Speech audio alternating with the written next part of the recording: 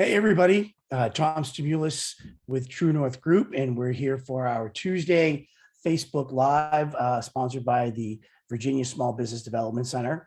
And today, we're going to kind of revisit backing up solutions. I know what we've talked about in the past. I know that I really talk about it when we do our webinars. We had a couple workshops on it during Cybersecurity Month because it's one of those boring tasks that are probably one of the most important tasks that we have to do, because so much of our stuff is online and we don't have a hard copy for it. It's really important that we take the time to properly back up. And, we've used the formula or the methodology or whatever you want to call it, like 3-2-2. And what I tell everybody is that if it's important to you, you should back it up 3 times. All right. Now, some of you might be saying like 3 times, really. But you know what? The technology has made it so easy that 3 times really isn't that difficult as we walk through this. But yes, I would definitely say you need to back it up 3 times because our backups, all right, first of all, are digital files. And those digital files are sitting on hardware devices, which may or may not work as designed. So if you have a 3 times redundancy, then you've got pretty good confidence that one of those 3 is going to be fine if by chance you have to restore either a file or you have to restore an entire folder or all of your data. So it's really important that you think about it, that if it's important, and this doesn't have to be just business files, all right? We take all our pictures of all our family events and our children and our friends and social events. We do it all online. I mean, we do it all with our cameras and our iPhones and stuff like that. And those are important to us. And so it's really anything that's important, you want to make sure that you're backing up at least 3 times. Now, the 2 in this methodology is that it should be on 2 separate mediums. All right. Now, the mediums have changed. It used to be, you had like a floppy disk or that you had a jazz drive, all these older technologies that would complement it. We've kind of narrowed that down where, you have either a hard drive that's a platter based hard drive, you have hard drives that are solid state drives, but you still have DVDs.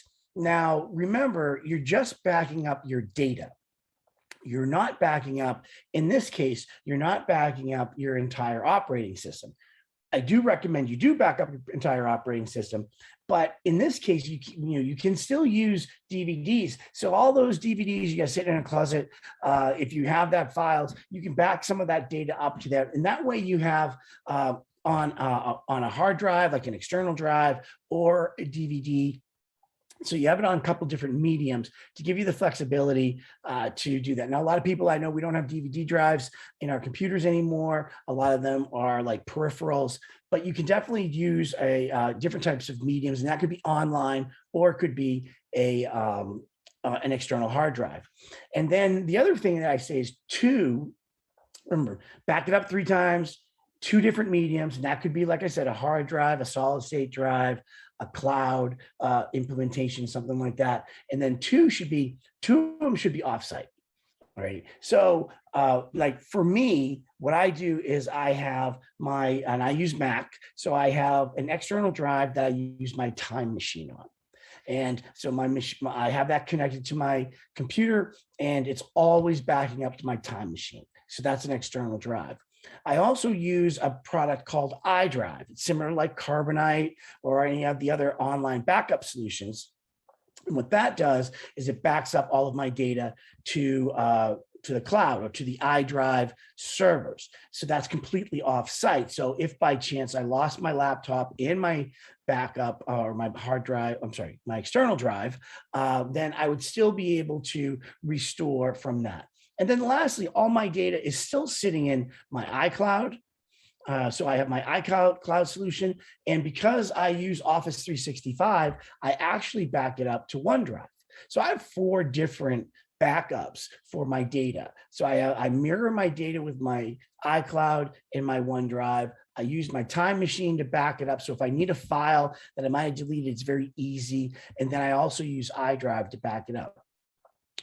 So my iDrive is encrypted, and that's where the last thing I want to talk to you about is when we went through our classes or our workshops on how to back up. We did it for Windows and we did it for Mac. I highly suggest that you encrypt your backups, all right? Because if someone was to take that external drive and connect it to their computer, they would be able to access all of your critical files. And we don't want that to happen. So, but if they took your external drive and it's encrypted, if they plug it into their laptop, the only thing they're going to get prompted for is a password, which of course is not going to be easy because we use complex passwords whenever we need to use passwords. And that would decrypt the drive. Same thing goes with like an iDrive or a Carbonite. There's a key, therefore you're the only one that has the key, and all of that is backed up. So big thing to keep in mind is that we definitely want 2 of them offsite. Now, the one thing that I want to kind of really stress is we've talked about ransomware and the problems with ransomware. And what the challenge has been is if someone gets a phishing email and they get into your network, all right, and they infect one of your devices, it's going to connect to everything on that network, all right? So if you have 5 computers, 10 computers, whatever, they're going to connect to all of those devices, and then they're going to encrypt all of those hard drives so that you can't, with ransomware, and they're going to give you a choice, either pay the ransom or not get your files back. That's why it's really important to have that one external drive, all right, or more, that is completely disconnected from the network when it's done. Because if that, call it an air gap, if that drive is air gapped from the network, if by chance they break into your network and they infect your network, they will not be able to get to that drive because it is physically separated from the network or the internet. That right now is probably the only real solution other than prevention, okay, to address ransomware. So it's not just backing up because, you know, it's important. We want to save our files and things like that. It's also a very good not a prevention. It's a very good solution for if by chance your company is infected with ransomware. Remember, we can always restore our devices. We can rebuild our devices and wipe that ransomware away with a fresh operating system. But it's that data that we really need to get to. So if we're properly backing it up, and we have that solution where we have that one or more air gapped, or there's a set of controls in place to get to that backup so that they can't, or the criminal can't get to it, then that gives us a little assurances to that we might be able to recover from a ransomware attack. Now, of course, you know, we've all learned an ounce of prevention is better than a pound of cure. We don't want to have to deal with that. So it's really about the prevention there. But that's why I want to talk about, you know, backing up is so important, not only to protect our data, but unfortunately also to deal with ransomware, which right now is the #1 cause of issues for small, medium, and even large businesses. So in recapping this right now, if it's important, if it's a critical, sensitive, important document or file, folder, whatever, we want to back it up 3 times. We want to try to back it up on 2 different mediums. And like I said, that could be a hard drive, that could be a DVD drive, that could be online, all right? You know, definitely, you know, and remember, if you're going to back it up online, you want to have it encrypted. So if you're going to use like Dropbox or something like that, you need to make sure those files are encrypted and not just clear text on these backup drives. And then lastly, we want at least 2 of them offsite, all right? And that's because, and one completely disconnected from our network if possible. So if that means you have a desktop and you run your backup before you go to home, you grab that external drive and you take it home with you, that's considered offsite. If you have a colleague or a friend that is also a small business owner, you can actually, through the internet, set things up where your external hard drive is at their location, their external hard drive is at your location. Therefore, you have that additional assurances that if something was unfortunate to happen to your building, your facility, their hard drive, of course, would, but your hard drive wouldn't. And the same thing goes for them.